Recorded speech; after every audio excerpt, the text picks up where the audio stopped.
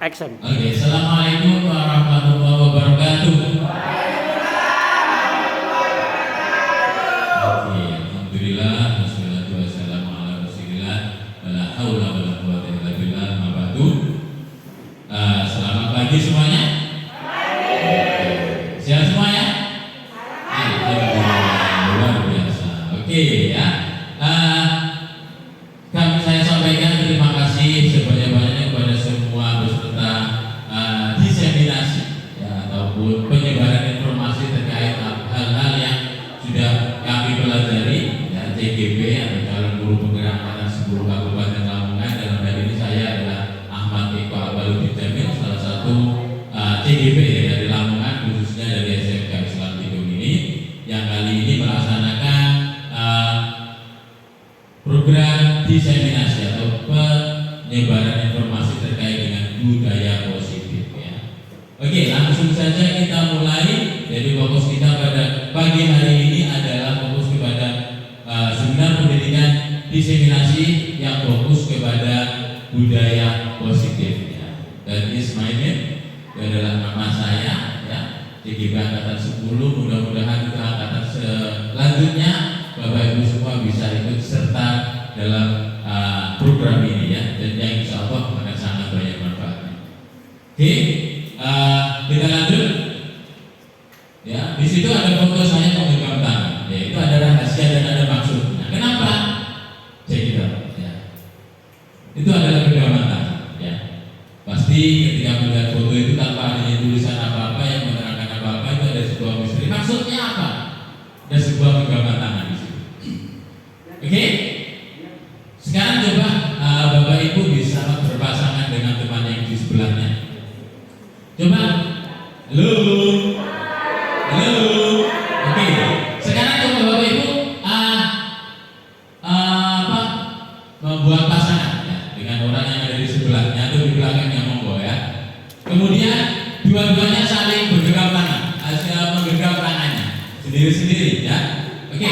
Kemudian salah satu dari Anda dan pasangan Anda, silakan minta tolong kepada pasangan Anda untuk membuka genggamannya. Silakan dicoba. Silakan dicoba. Minta tolong saja untuk membuka genggamannya. Bagaimana responnya? Hah? Sudah? Sudah semua? Oke, sudah semua? Minta tolong. Contohnya mungkin Pak Aris dengan Pak Heri ya, gimana caranya? Hah?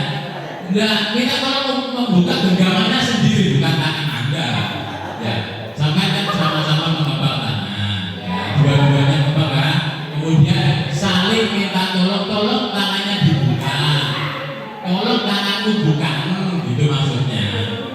Tanganku bukaan dewe. Kira-kira dibuka apa? Dibuka ya? Yakin dibuka ya? Oke ya. Nah, berarti sangat mudah ya untuk membuka genggaman tangan ya. Setelah dibuka ada apa di dalamnya? Ada apa di dalam genggaman itu? Ada garis tangan, ini tidak ada apa-apa ya. Oke, sekarang di sini akan terbongkar misterinya. Kenapa ada genggaman tangan di sini? Ya ini istilahnya introduction ya.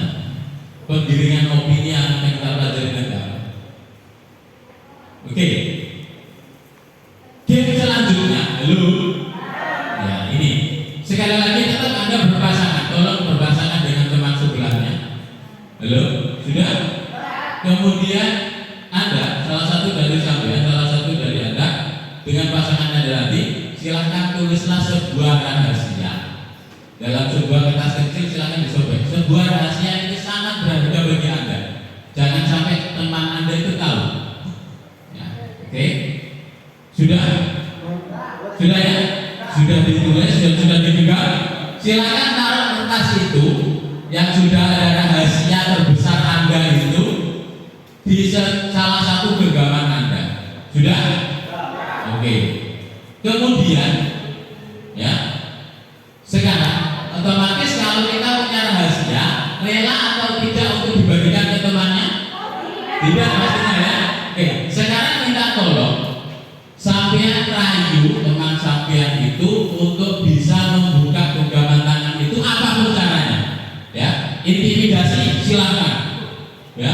Disuap, dikasih jajan, dikasih contoh silakan. Intinya ingat, yang ada di genggaman Anda adalah sebuah rahasia besar tentang harga diri Anda, tentang visi hidup Anda. Bagaimana hasilnya nanti silakan dipraktekkan dulu. Oke, silakan sudah. Oke, ya, ingat ya, sudah. Oke, ya, ini apa yang terjadi? Saya minta tolong satu pasangan yang sudah mempraktekkan itu untuk maju ke depan. Minta tolong. Ya, Pak Zainal sama Pak Buya, silakan. Monggo. Silakan ya. Praktekal itu silakan maju. Ya. Untuk menyampaikan apa hasilnya, apa yang terjadi setelah drama tadi ya. Oke. Ya. Oke. Nah, mau dipraktekkan dulu atau langsung menyampaikan hasilnya? Sudah dipraktekkan tadi ya. Oke, sekarang hasilnya. Apa yang terjadi ketika teman Anda itu menggenggam sebuah rahasia yang itu tidak boleh diketahui oleh sembarang orang? Apa yang terjadi dengan upaya Anda untuk membujuk teman Anda untuk membuka genggamannya itu? Silakan dijelaskan. Tadi saya bujuk dengan uang beberapa miliar, ternyata tidak mau. Beberapa miliar ya? Tidak mau. Kenapa tidak mau? Soalnya rahasia. Tapi biasanya bisa saya kekasar. Oke, tidak. Oke, ya, intinya tidak mudah. Ya, intinya ada sebuah upaya untuk mempertahankan itu ya, dengan bujukan dan paksaan ataupun apa itu. Intinya tidak mudah ya. Oke, terima kasih dan tepuk tangan untuk Pak Brian dan Pak Bidin ya. Oke, dari sini kita bisa ketahui semuanya merasakan hal yang sama ya. Intinya kita tidak mudah untuk membuka genggaman tangan yang di dalamnya ada sesuatu yang diinginkan untuk dijaga oleh pemilik tangan tersebut. Benar? Nah, silakan bandingkan dengan yang pertama tadi. Ketika tangan teman sampean itu tidak ada isinya apa-apa, ketika sama minta untuk dibuka, apakah mudah untuk membukanya? Sangat mudah sekali ya. Oke, ada apa dengan game itu, ada rahasia apa? Kita lanjutkan di sini. Ya. Oke. Ya, ada apa? Nah, di sini kita pasti di antara kita semua ya sudah lama menjadi pendidik ya. Sudah sering hampir tiap hari kita berinteraksi dengan anak didik kita yang banyak makin dan modelnya. Ya, sebagai seorang yang dewasa, sebagai seorang yang mempunyai posisi yang lebih daripada anak didik kita, pasti kita semua mempunyai anak-anak. Ya, guru atau kita bisa mengontrol murid kita. Benar seperti itu? Benar. Kita sebagai orang dewasa bisa memaksa anak didik kita. Benar? Itulah yang terjadi pada apa yang ada di pikiran kita selama ini. Ya. Tetapi sebenarnya itu semua adalah ilusi. Semua tahu ilusi ya? Ilusi adalah sesuatu yang tidak nyata. Semuanya setuju ya? Dari kejadian genggaman tangan tadi kita bisa menyimpulkan bahwa ketika anak atau objek yang kita didik itu mempunyai sebuah keinginan, sebuah visi, sebuah misi, tidak mungkin bisa kita kontrol. Intinya, anggapan kita selama ini siswa harus manut dengan guru. Itu ilusi atau kenyataan? Ilusi. Tapi sayangnya kita semua itu kadang-kadang tidak menyadari hal itu. Ya. Ilusi bahwa kritik dan membuat orang merasa bersalah dapat menguatkan karakter. Bujukan ataupun kritikan untuk bisa membuat tangan tadi dibuka. Apakah pengaruh atau tidak? Iming-iming yang banyak tadi apakah berpengaruh atau tidak? Tidak. Ya. Dari kejadian tadi banyak hal. Ya. Ilusi-ilusi ini bisa kita buktikan dengan hanya permainan genggaman tangan itu tadi. Oke. Dengan kejadian itu tadi, maka paradigma baru harus kita pahami. Paradigma lama harus kita pecahkan, harus kita singkirkan. disimpulkan dengan pecahnya sebuah botol, yang mana botol itu kita ibaratkan adalah anggapan kita terhadap anak didik kita selama ini. Setuju ya? Setuju ya? Oke, yuk lanjut. Ini adalah keterangan lebih lanjutnya. Stimulus respon, ya, bisa kita analisa bersama yang tertulis di situ, ya. Stimulus respon yang kedua adalah teori kontrol. Stimulus respon adalah apa yang selama ini ada di benak kita, ya. Contohnya adalah orang lain bisa mengontrol saya, itu tidak mungkin ya. Oke. Kalau model berpikir menang kalah, ya. Selama ini kita masih pasti berpikir murid kudu kalah dari gurunya, benar? Nah, padahal itu adalah sesuatu yang ilusi, yang tidak boleh ada dan tidak boleh kita yakini, gitu kan? Yang harus kita lakukan adalah berpikir win-win solution. Seperti ada dalam bisnis, dalam faktor kerja, kita harus saling menguntungkan. Setuju ya? Oke, alhamdulillah. Ya. Nah, pemasangan ada pada saat bujukan gagal. Ya, jadi, ya mungkin ada yang sudah memaksa tangannya. Wes buka tanganmu, benar? Ada yang dipaksa tangannya dibuka. Ya, itu karena apa? Setelah beberapa kali bujuk, ya, beberapa kali memberikan iming-iming, tidak digubris, tidak mau buka tangannya. Tapi apa yang terjadi? Mungkin Anda bisa membuka tangan teman sampai, tapi apa?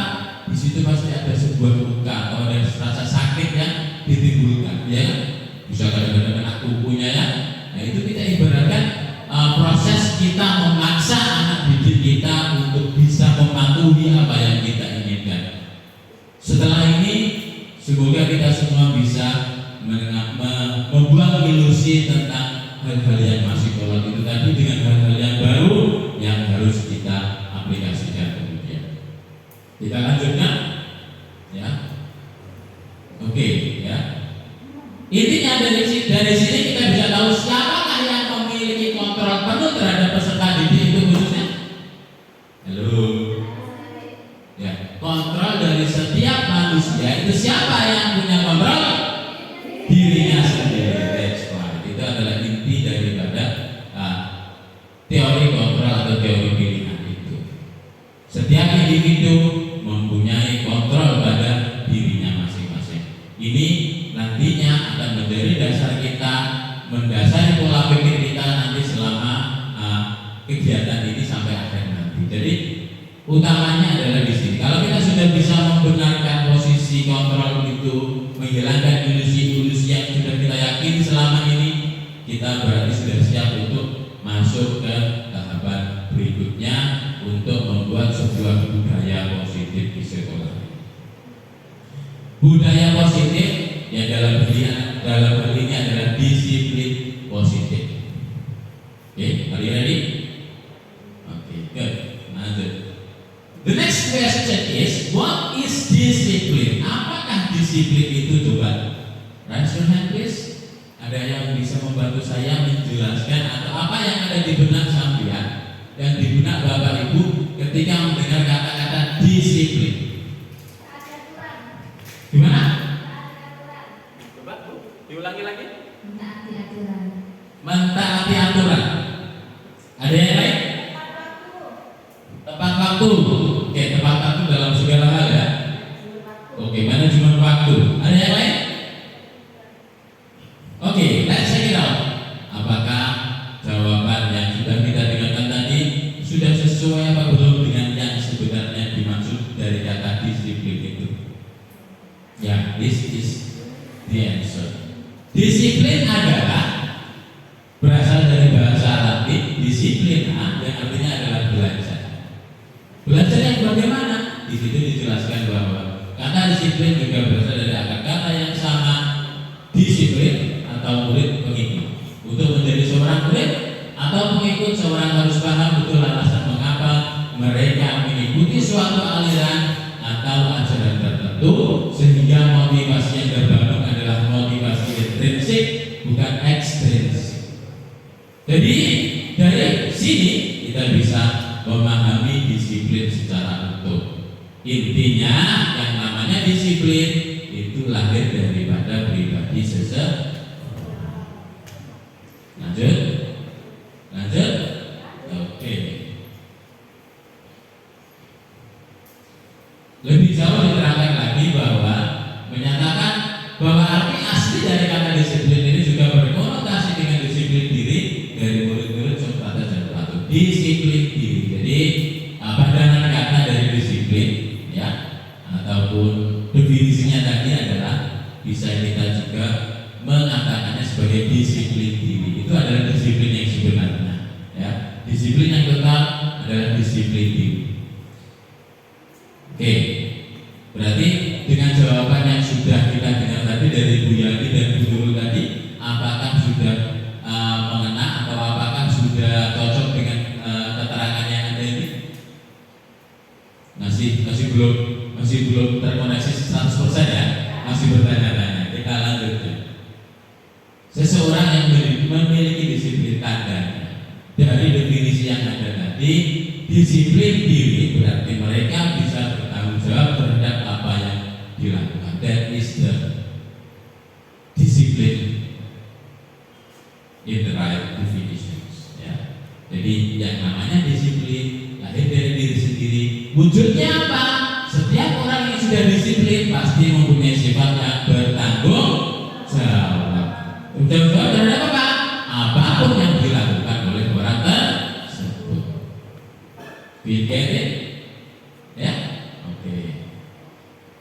Tapi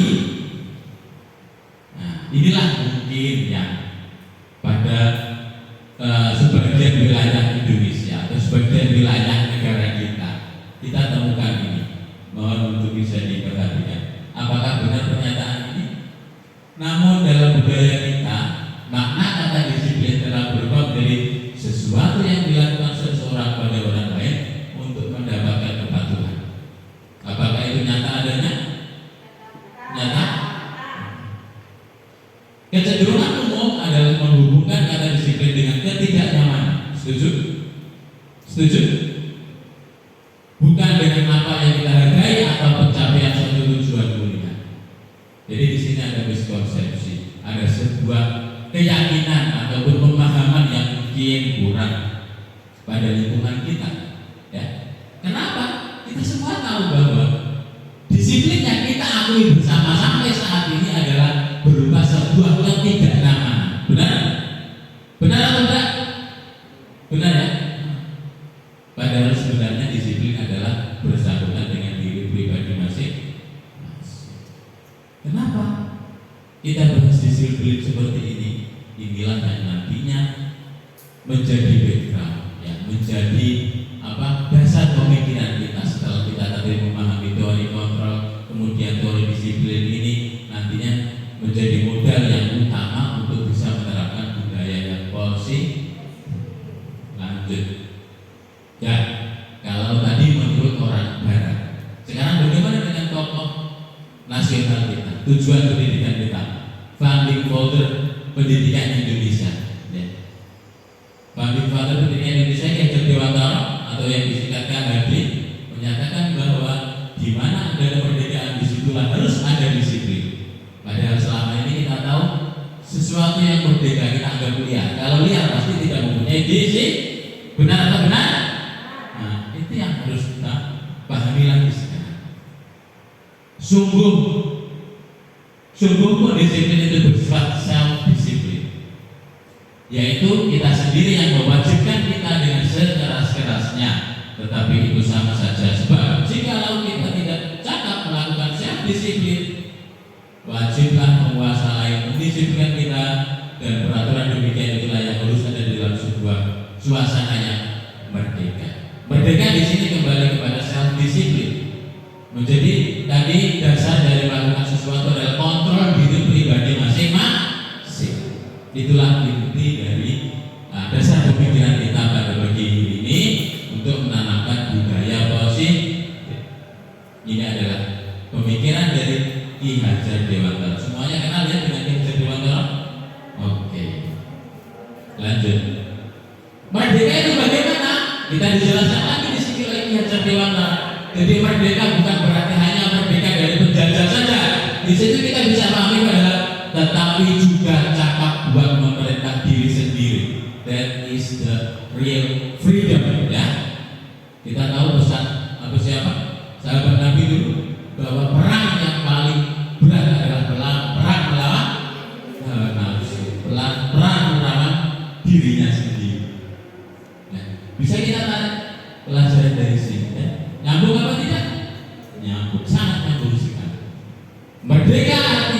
tidak hanya terlepas dari perintah. Perintah siapa? Pihak luar, teman, atasan, pemerintah ataupun yang lainnya. Tetapi merdeka yang sebenarnya adalah juga cakap buat memerintah sendiri, memerintah diri sendiri. Itulah merdeka yang sebenarnya. Jadi disiplin yang diajarkan oleh Ki Hajar Dewantara harus dalam suasana yang merdeka. Intinya apa? Kontrolnya terletak pada diri pribadi masing-masing untuk bisa menjadi disiplin dalam suasana yang merdeka. Merdeka artinya apa? Berangkat dari dirinya sendiri. Setuju? Oke, alhamdulillah. Berarti kita sepaham ya. Lanjut. Kosong. Oke. Jadi kita sepakati bahwa disiplin hanyalah sebuah alat. Alat itu apa? Mendapatkan, mencapai tujuan yang lebih besar, yaitu menjadi manusia yang mandiri. Manusia mandiri adalah manusia yang merdeka. Paham ya? Oke? Lanjut. Ini juga tidak terlepas dari yang namanya disiplin. Nilai-nilai kebajikan universal. Nilai adalah sebuah hal yang kita sepakati bersama menjadi tolak ukur. Kita ada nilai ya. Kemudian kebajikan artinya adalah baik. Nilai yang baik. Universal artinya berlaku untuk seluruh manusia, seluruh alam semesta. Maka dari itu bahasa Inggrisnya alam semesta adalah universe. Maksudnya di sini keserapannya dari bahasa Inggris universe menjadi bahasa Indonesia universal. Artinya segala sesuatu itu adalah standarnya untuk alam semesta, dan di situ ada manusia, ada lingkungan yang harus kita selalu jaga. Nilai-nilai kebajikan itu bagaimana? Sifat-sifat positif manusia yang merupakan tujuan mulia yang ingin dicapai oleh individu. Itulah yang disebut dengan nilai kebajikan. Semuanya dalam lubang yang paling dalam apapun kondisinya pasti ingin menjadi baik atau menjadi buruk. Menjadi baik. Pasti ingin berbuat baik atau berbuat buruk. Berbuat baik. Pasti ingin menjadi seseorang yang mempunyai julukan baik atau buruk. Ya, jadi inilah yang disebut dengan nilai-nilai kebajikan. Lebih jauh, kristalisasi dari nilai-nilai kebajikan yang ada ini dalam dunia pendidikan kita sudah disediakan oleh pemerintah, yang di situ dinamakan dengan profil pelajar Pancasila. Coba bisa diperhatikan bareng-bareng, apakah nilai-nilai yang ada pada profil pelajar Pancasila itu layak untuk kita jadikan nilai-nilai kebajikan universal? Ya, oke. Kenapa pemerintah harus menentukan yang namanya nilai-nilai kebajikan yang dinamakan profil pelajar Pancasila? Karena sudah terbukti bangsa ini berdiri dari dasar-dasar yang ada di dalam Pancasila. Itulah yang membuatkan Indonesia hingga sampai saat ini, meskipun banyak suku, banyak agama, pulaunya banyak, tetap menjadi satu negara budaya, yaitu negara Indonesia. Makanya perlu ya, jadi tidak main-main yang namanya profil pelajar Pancasila. Oke, kristalisasi dari yang disebut kebajikan atau nilai-nilai kebajikan universal. Tapi tidak menutup kemungkinan kita punya standar sendiri, silakan. Yang pasti nilai-nilai kebajikan itu harus bersifat universal, mengesampingkan golongan, mengesampingkan ras dan lain-lain. Ya, oke. Jadi kita tidak boleh menutup diri. Selain profil pelajar Pancasila, banyak lagi standar-standar atau nilai-nilai kebajikan yang ada. Ya, biasanya lembaga-lembaga internasional, lembaga-lembaga yang sudah baik, biasanya mereka mempunyai nilai-nilai kebajikan yang mereka anut dalam lembaganya. Targetnya apa? Terutama lembaga-lembaga pendidikan. Coba di browsing apa saja.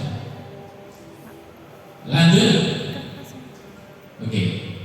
Ini nanti kita kembali pada genggaman tadi. Setelah kita belajar genggaman tadi, kita berjalan lagi namanya teori kontrol.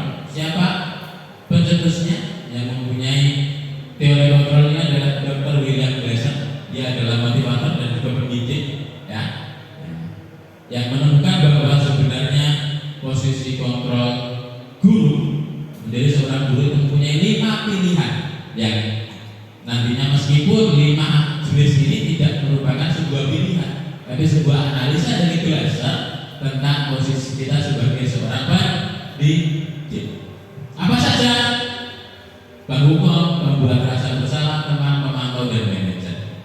Lebih jauh, mari kita saksikan teori kontrol Dr. William Glasser berangkat dari apa? Ilusi-ilusi yang ada ini, ya.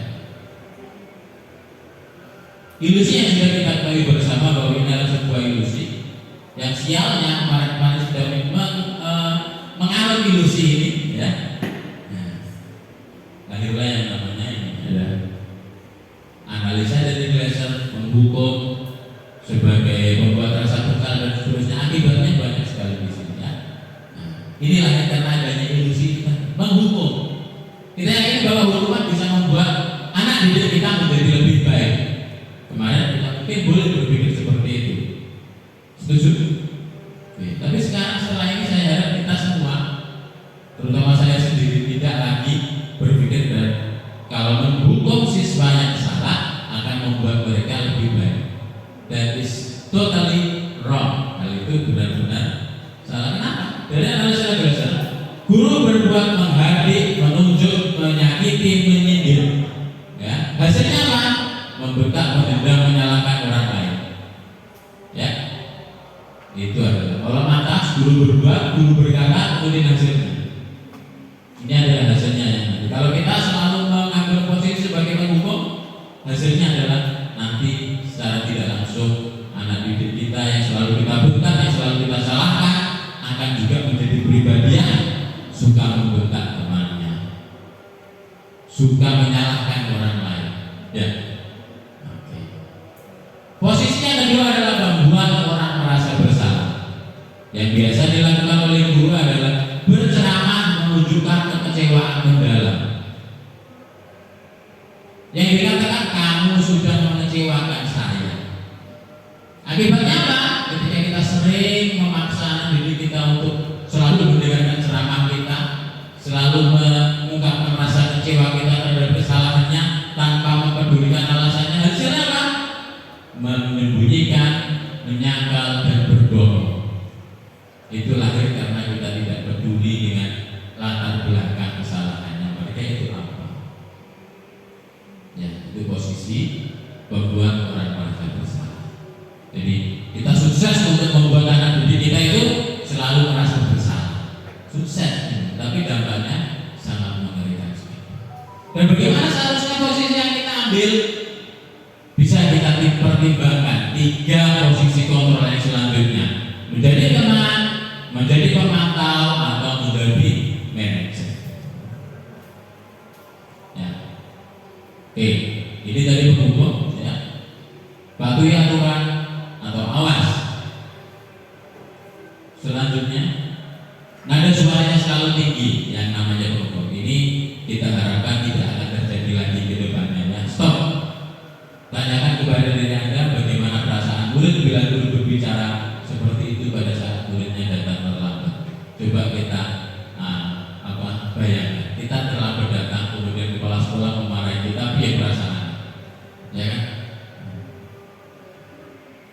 Kita dimarahi. Ada suatu waktu kita bayangkan ketika kita telat, kemudian dihampiri kepala sekolah, "Monggo Bu, silakan duduk."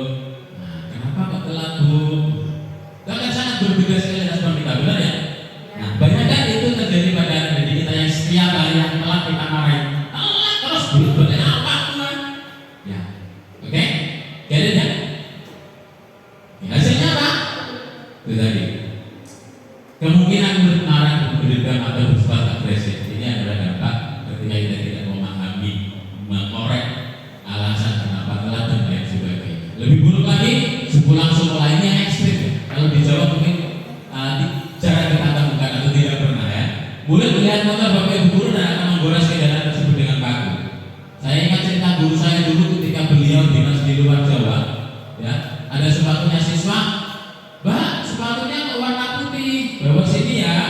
besok bawa sepatu hitam, baru tak kembalikan sepatu putihnya, dikasihkan sepatunya. Kesannya guru tidak meminta penjelasan kenapa memakai sepatu putih. Pulang sekolah, ya, di jalan dibawakan celurit. Kembalikan sepatu anak saya, itu sepatu baru beli kemarin. Orang tua nanya seperti itu. Ya, itulah orang tua dan anaknya. Kemudian posisi kedua, membuat rasa bersalah. Ibu sangat kecewa sekali dengan kamu. Pernah ya kita seolah-olah kita sudah bijak seperti itu. Ya, ibu kecewa sekali kamu terlambat lagi. Bapak kecewa sekali bulan diingatkan masih terlambat lagi. Akibatnya apa kalau kita terus membuat mereka kecewa tanpa memahami perasaan mereka? Mereka akan memiliki penilaian diri. Oh, berarti aku dino bapak ibu ya telat soal bapak ibu guru dino kecewa lagi. Hasilnya apa nanti murid akan merasa bersalah terus-menerus, tidak mau membuka diri. Murid akan merasa menjadi orang yang gagal. Kira-kira setiap hari disalahkan, setiap hari saya kecewa, setiap hari mendengar kata kecewa pada dirimu dan seterusnya. Akibatnya adalah mereka merasa menjadi manusia yang gagal, tak pernah benar. Ya, murid katakan seperti inilah yang tiba-tiba bisa meletus amarahnya.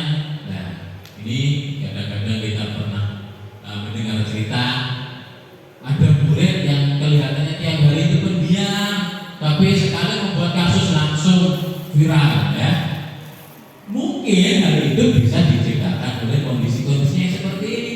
Tiap hari kita selalu membuat si A tersebut itu merasa kecewa dengan melalui omongan-omongan kita.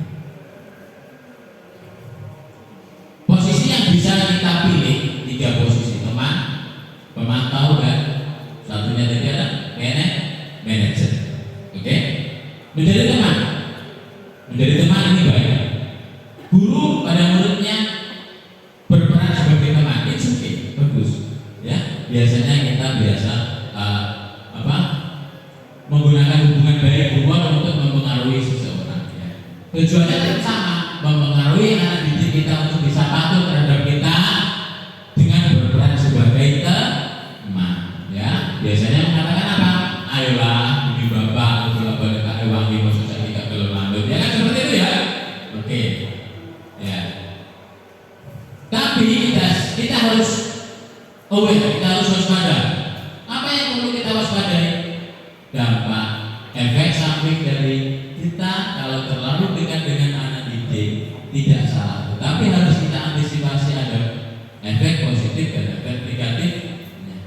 Ketika efek negatif itu muncul, kapan munculnya? Ketika murid itu merayak kepada kita dan kita tidak menggubrisnya, mereka akan kecewa. Benar? Nah, benar, mereka sudah menganggap, oh bapak ibu guru itu temanku, aku jalur mesti ditolong. Tapi kalau kita mengelak misalnya, itu tidak sesuai dengan etik guru, kode etik guru misalnya, tidak mungkin kita bantu kan? Nah, mereka merasa kecewa. Nah, itu murid akan tergantung pada guru.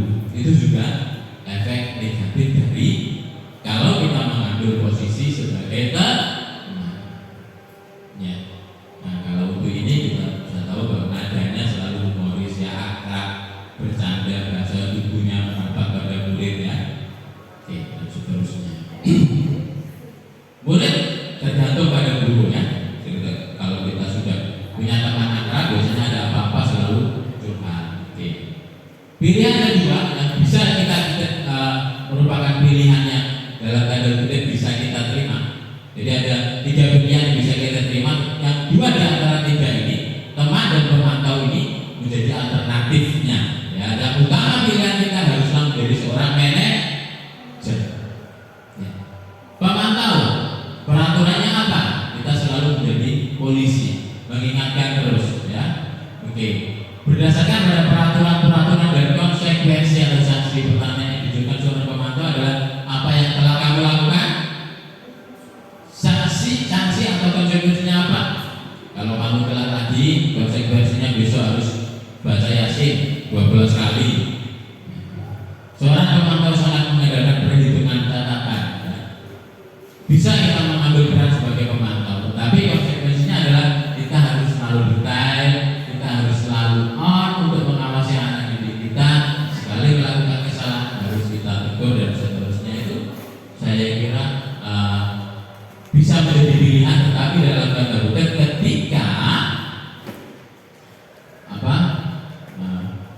Mereka memahami konsekuensinya. Guru tidak menunjukkan suatu emosi yang berlebihan. Jadi tugasnya guru kalau menjadi pemantau cukup dari CCTV tanpa bisa berbuat apa-apa. Ya, tidak boleh marah. Kalau keliru, Pak. Telah naik menilai. Apakah mungkin harus seperti itu?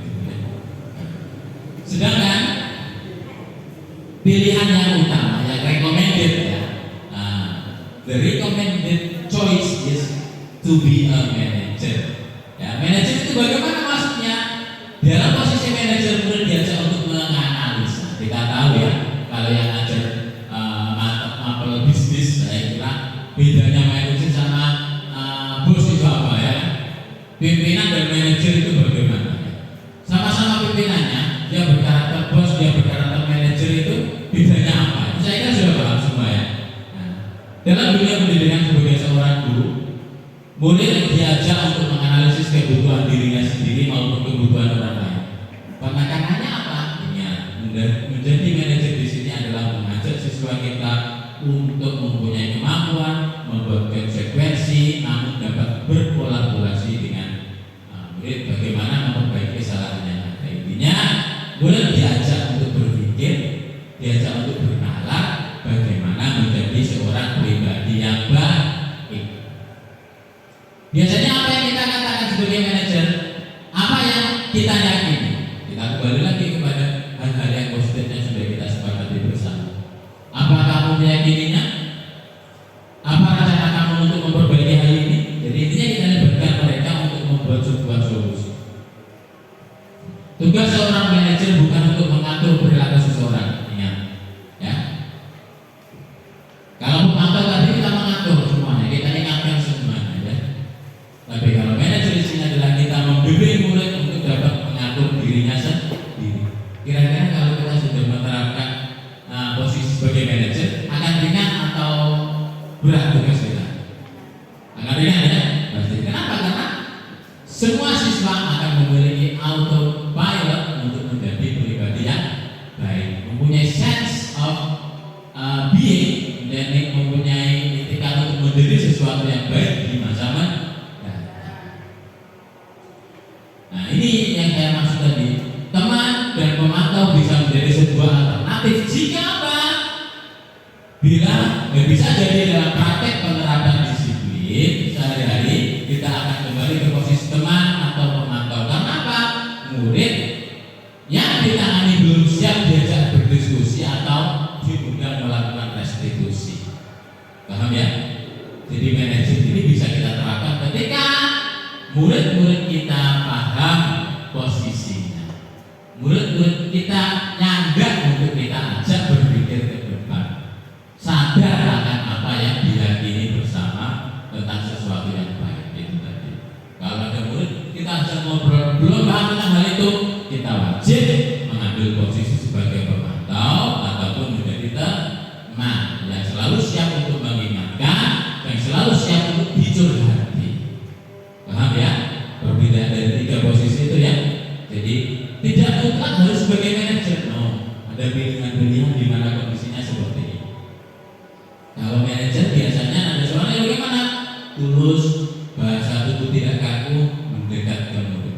Tidak tutup dekat, tidak usah bentak-bentak, ya. Oke.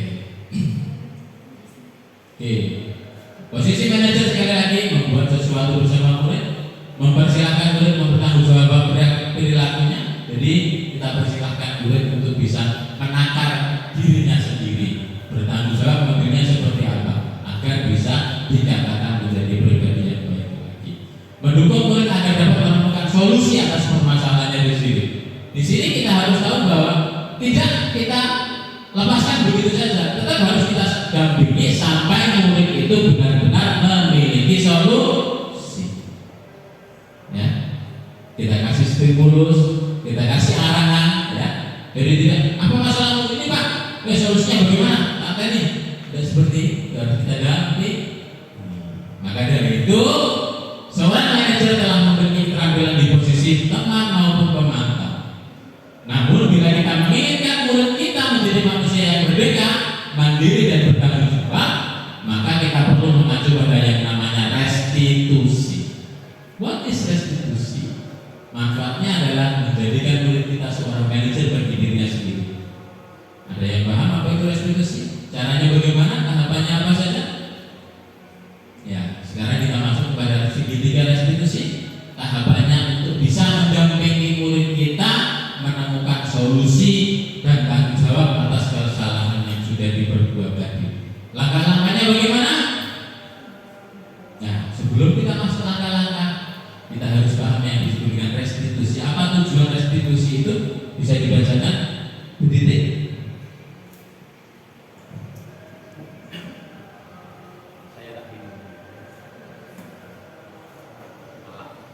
Restitusi adalah proses menciptakan kondisi bagi murid untuk memperbaiki kesalahan mereka, sehingga mereka bisa kembali pada kemampuan mereka dengan karakter yang lebih kuat. Restitusi juga merupakan proses kolaboratif yang mengajarkan murid untuk mencari solusi untuk masalah mereka dan membantu murid berpikir tentang orang seperti apa yang mereka ingin menjadi tujuan mulia dan bagaimana mereka harus memperlakukan orang lain. Sudah. Oke, terima kasih. Itu adalah yang disebut dengan restitusi. Intinya tujuannya adalah menciptakan kondisi bagi murid untuk memperbaiki kesalahannya mereka. Selanjut, ini adalah tahapan-tahapan dalam segitiga restitusi ini. Ya, yang tujuannya tadi mendampingi murid kita untuk bisa bertindak dan bertanggung jawab semestinya sesuai dengan nilai-nilai yang dia yakini. Yang pertama adalah menstabilkan identitas. Apa itu? Nanti kita bahas. Yang kedua, validasi tindakan yang sama. Yang ketiga, menanyakan keyakinan. Hal ini harus kita lakukan, harus kita laksanakan sebagai tahapan yang mutlak. Ya, tidak bisa kita pilih salah satu. Tiga-tiganya harus ada. Oke, ciri-ciri restitusi bukan untuk menebus kesalahan, namun untuk belajar dari kesalahan. Ingat, ya. Tujuan kita menerapkan restitusi adalah bukan untuk meyakinkan murid itu sudah menebus kesalahan, tidak, tetapi lebih kepada belajar dari kesalahan. Kesalahan yang dilakukan apa solusinya, itu titik fokusnya. Memperbaiki hubungan dengan apa? Dengan kelompoknya pasti. Kalau orang sudah melakukan kesalahan, biasanya mempunyai hubungan yang kurang baik. Maka dari itu di sini restitusi fungsinya adalah memperbaiki hubungan. Tawaran bukan paksa.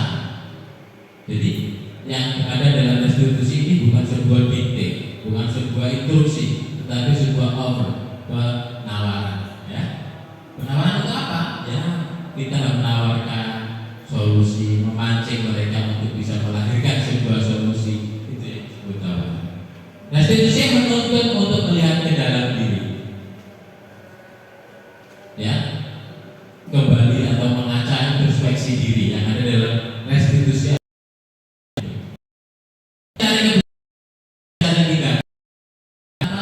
Siswa itu melakukan kesalahan, salah satu tujuan restitusi.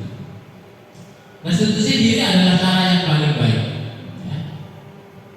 Restitusi fokus pada karakter bukan tindakan, biar mereka setelah mendapatkan restitusi, tahapan-tahapan restitusi, mereka bisa mempunyai karakter dalam tindakan mereka. Yang kedelapan, restitusi fokus pada solusi.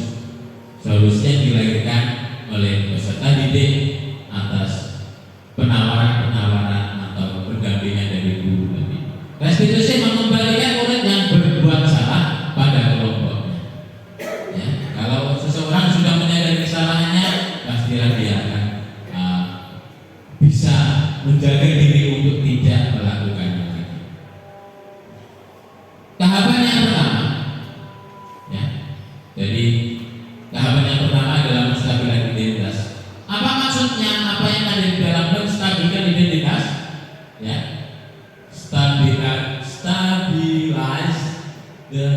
the identity. Bahasa Inggrisnya gitu kalau dibaca. Stabilize the identity. Tujuan tahapan ini adalah mengubah identitas anak dari orang yang gagal karena melakukan kesalahan menjadi orang yang sukses. Ya, ingat bahwa tujuan restitusi yang pertama, tahapan restitusi yang pertama adalah menstabilkan identitas. Jangan sampai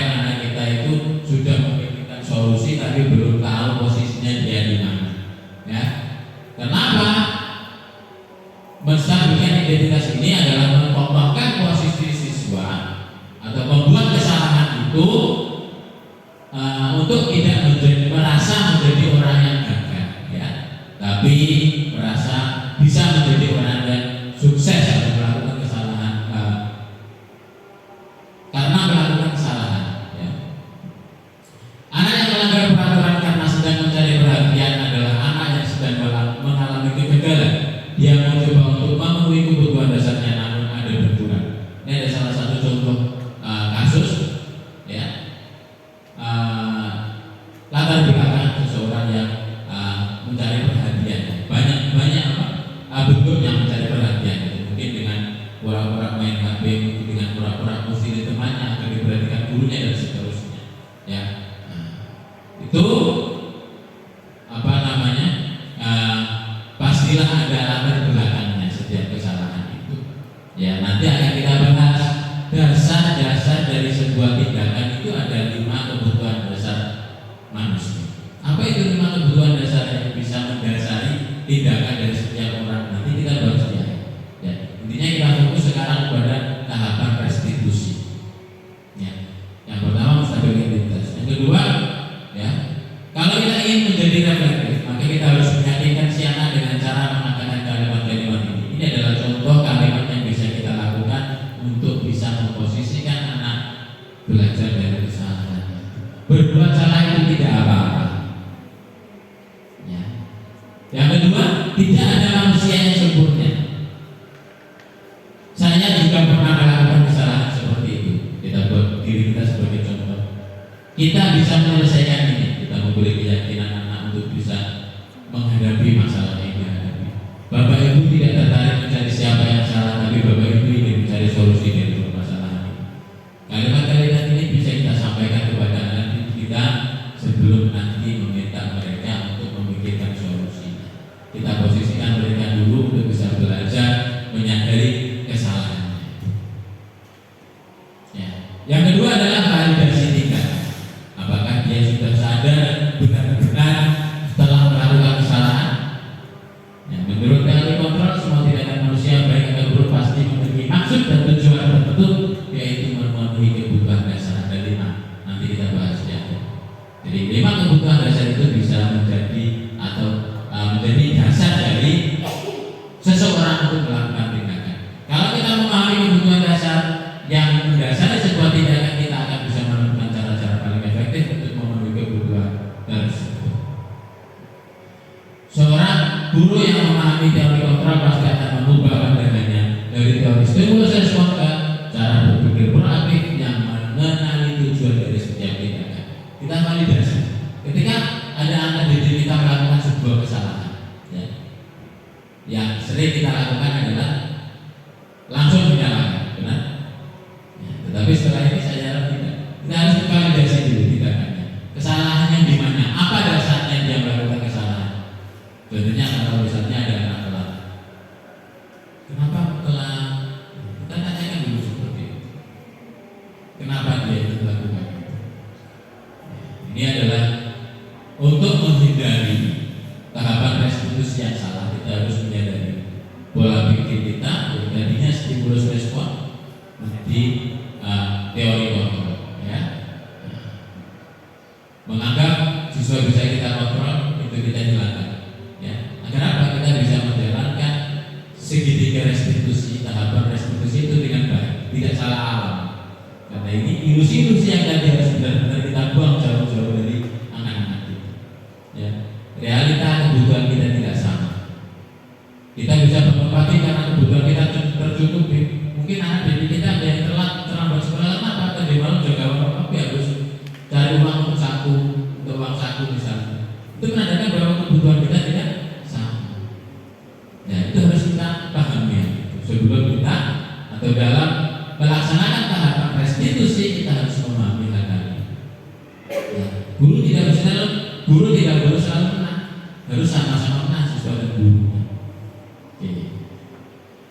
Dalam validasi tindakan, kata-kata yang mungkin bisa kita sampaikan ke anak didik kita atau si pembuat kesalahan itu adalah kamu pasti punya alasan mengapa melakukan ini. Kalau dalam bahasa keseharian, lapor telat,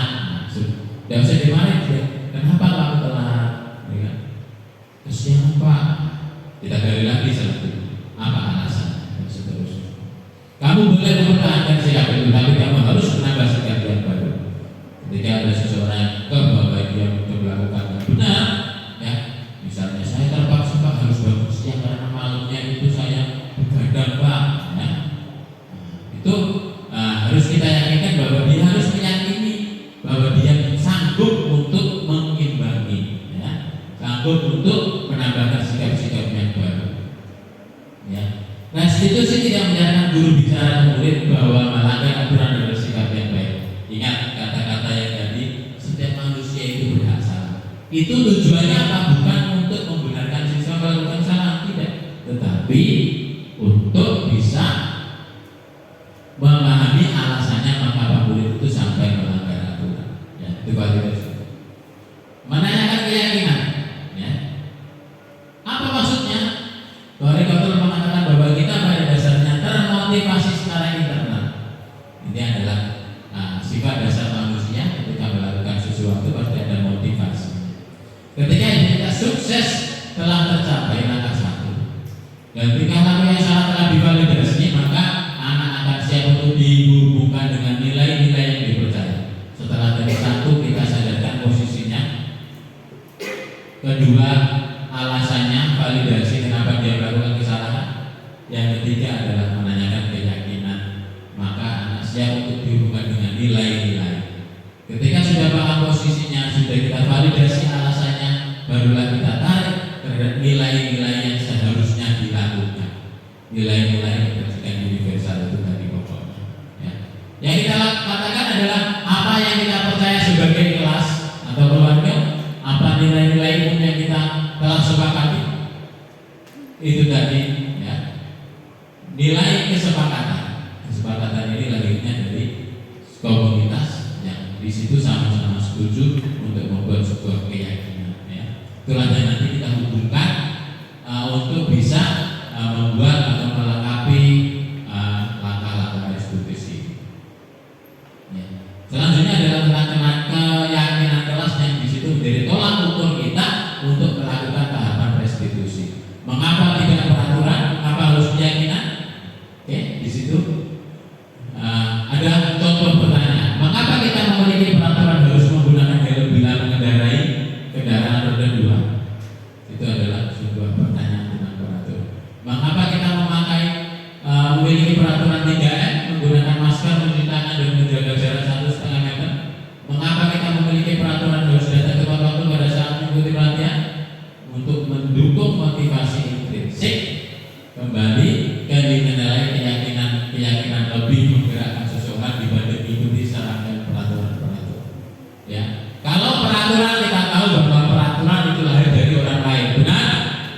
Halo, ya, peraturan itu yang buat bukan kita.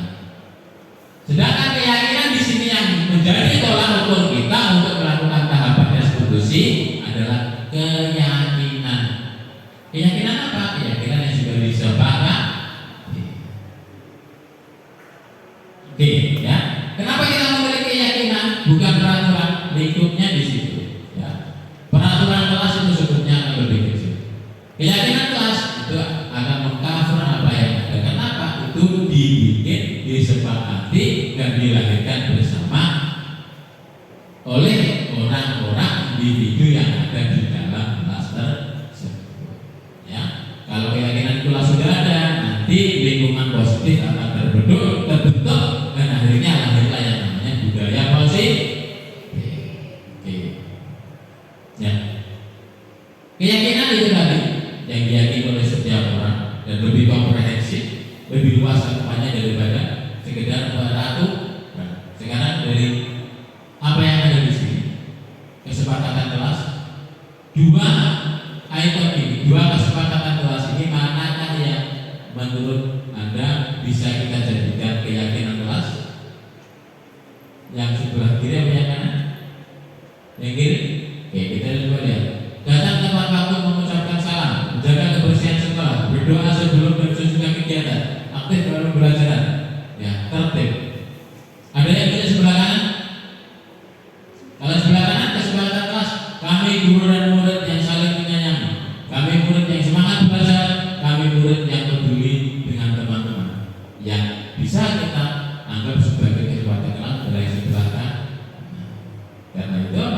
lebih komprehensif.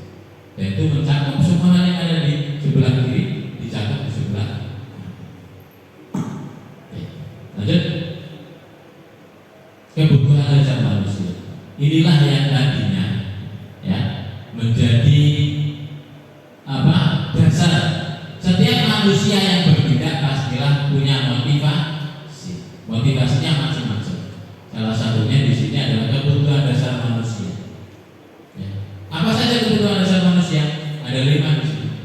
Kasih sayang dan rasa diterima, kepuasan, kebebasan, kesenangan dan bertahan hidup.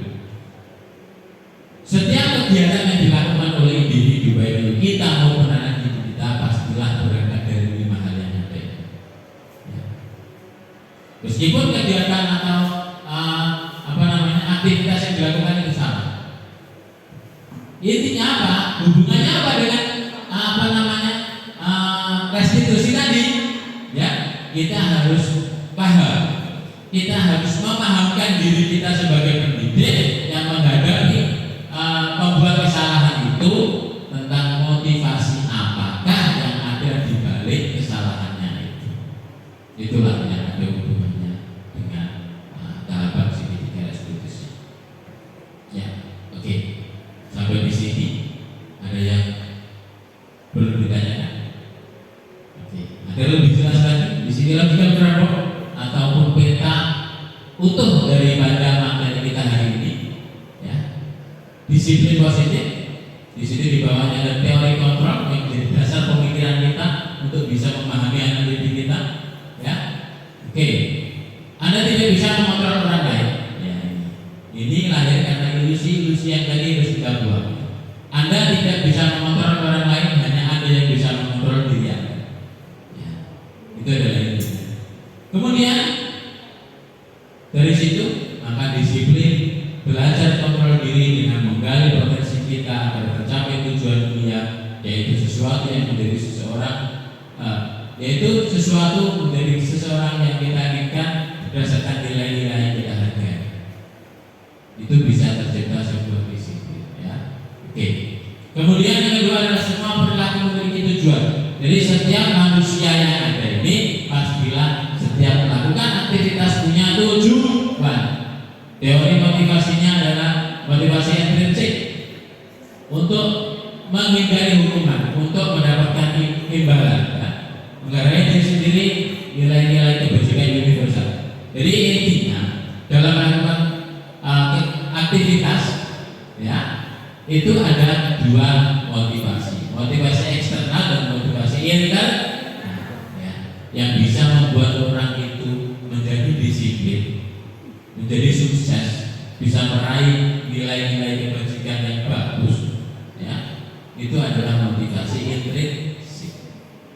Kenapa? That is the real disiplin. Itu adalah disiplin yang sesungguhnya, motivasi atas kegiatan, aktivitas atau apapun itu yang lahir dari diri sendiri, yang pastinya di situ lahir dari kesadaran posisi, kesadaran kebutuhan. Oke. Kalau yang motivasinya motivasi ekstrinsik, yang mungkin selama ini kita ketahui, kita alami bersama, kita berangkat pagi biar gak disengeni guru, anak didik kita berangkat tepat waktu biar nilai guru, biar gak kena hukuman, ya. Nah itu hanya bersifat sementara. Ya, karena sifatnya adalah ekstrinsik, ingin mendapat imbalan, ingin menghindari hukuman dan seterusnya. Ya, oke. Kemudian model pemikiran menang-menang, kolaborasi dan konsensus menciptakan pilihan-pilihan baru. Ya, itu tadi adalah posisi kontrol yang harus kita tentukan di mana kita harus mengambil posisi itu. Ya. Ada pembuka, membuat rasa bersalah, teman, pemantau, dan manajer. Dari manajer ini kita bisa memerankan mengambil peran sebagai pelaksana tahapan restitusi. Itu lahir dari ketika kita melihat atau mengambil peran sebagai manajer. Ya. Nah, lahir restitusi ada menunjukkan dan menstabilkan identitas. Langkah pertama, yang kedua adalah validasi kebutuhan, dan ketiga menanyakan keyakinan. Realitas kebutuhan kita berbeda. Kita berusaha memahami pandangan orang lain tentang dunia,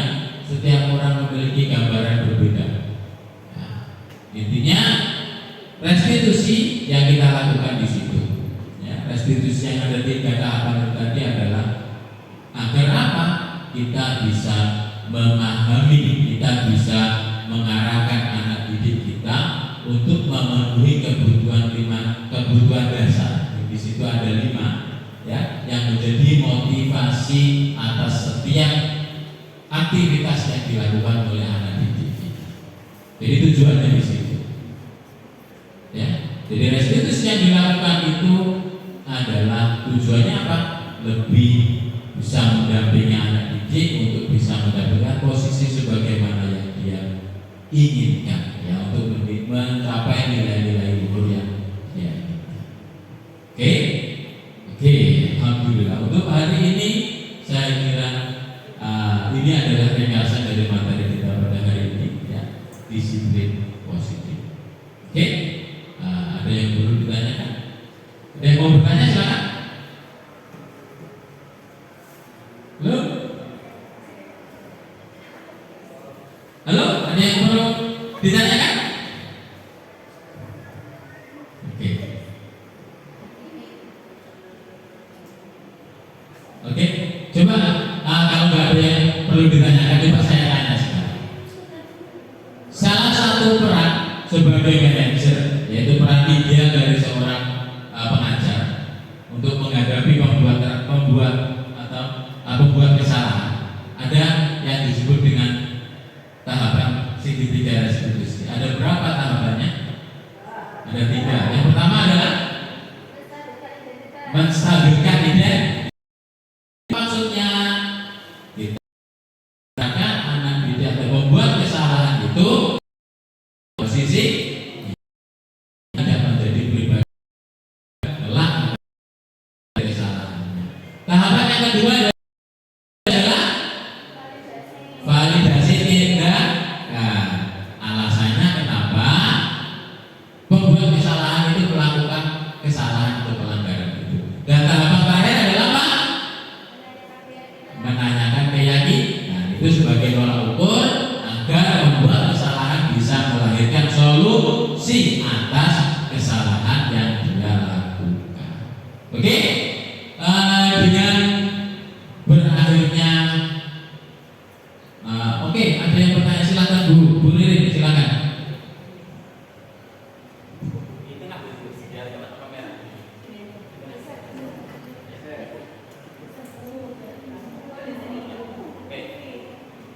Assalamualaikum warahmatullahi wabarakatuh.